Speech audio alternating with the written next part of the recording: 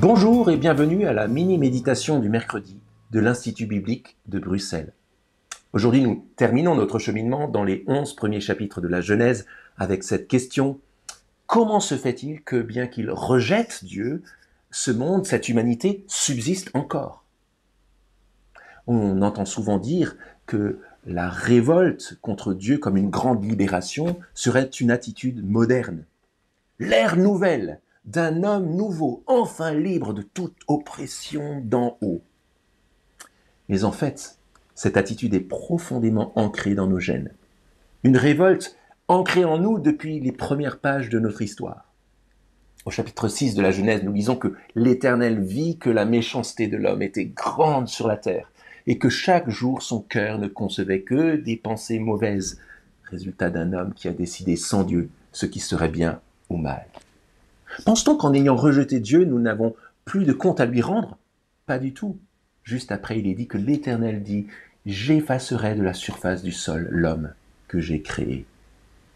Mais pense-t-on que quand il juge, Dieu est sans amour? Lisons le texte de la Genèse au moment même de son verdict et de son jugement contre le mal.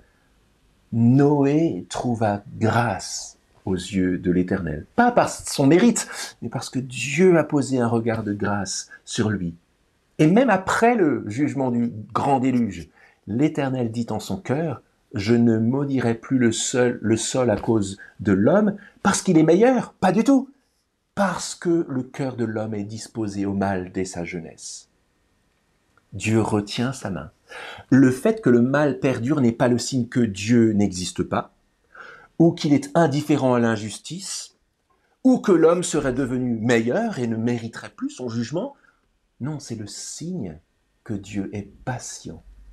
Et plus tard, dans l'histoire humaine, après la grande révolte de la tour de Babel, encore une révolte, voici ce qui est dit: l'Éternel dissémina les hommes loin de là, sur toute la surface de la terre. Pourquoi dans son jugement Dieu n'a pas exterminé les nations rebelles?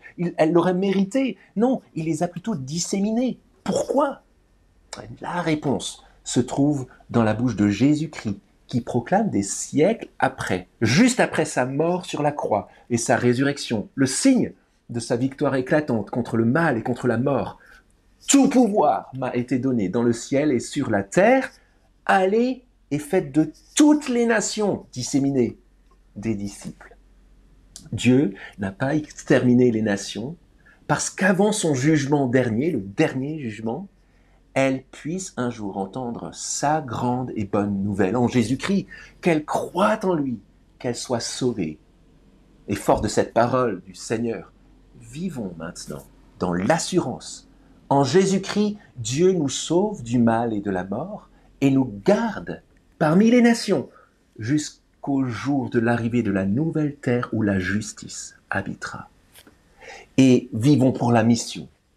Là où le Seigneur nous a placés parmi les nations disséminées, proclamons que Jésus est celui par qui Dieu, le Créateur et le Seigneur, libère, pardonne et sauve.